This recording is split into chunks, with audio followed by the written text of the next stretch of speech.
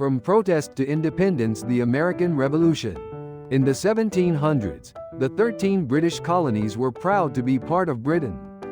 But things changed after the French and Indian War. To pay war debts, King George III and Parliament passed new taxes and laws that angered colonists, who had no say in government. The Proclamation of 1763 banned settlement west of the Appalachian Mountains. The Stamp Act 1765 taxed paper goods, leading colonists to protest no taxation without representation. The Townshend Acts added more taxes on glass, paper, and tea. Leaders like Samuel Adams, John Adams, and Mercy Otis Warren organized boycotts and wrote against British rule, early acts of civil disobedience. Tensions erupted in the Boston Massacre 1770, where 5 colonists, including Crispus Attucks, were killed. When Britain passed the Tea Act 1773, colonists answered with the Boston Tea Party, dumping tea into Boston Harbor. Furious, the king punished the colonies with the Intolerable Acts, closing the harbor and limiting self-rule. In 1774, the First Continental Congress met to plan a response.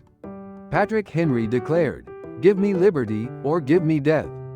Fighting soon began at Lexington and Concord. 1775, the shot heard round the world. In 1776, Thomas Paine's Common Sense urged independence, and Thomas Jefferson, with help from John Adams and Benjamin Franklin, wrote the Declaration of Independence. It stated that all people have unalienable rights, life, liberty, and the pursuit of happiness, and listed colonial grievances against the king, such as unfair taxes and lack of representation.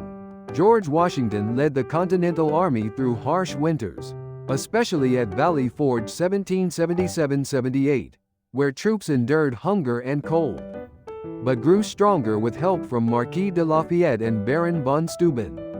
Geography also shaped the war. Rough terrain, long rivers, and distance from Britain made supplies difficult but gave the colonists defensive advantages. The Battle of Saratoga 1777 marked a turning point, convincing France to ally with the colonies. In 1781, Washington and French forces trapped General Cornwallis at Yorktown, Virginia, forcing Britain to surrender. The Treaty of Paris 1783 officially recognized the United States as an independent nation. The Revolution's heroes Abigail Adams, James Armistead, Mercy Otis Warren, John Paul Jones, and others showed civic virtue by serving their country before themselves.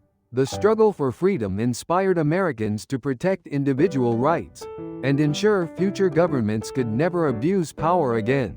The American Revolution proved that ordinary people, guided by courage and virtue, could change history.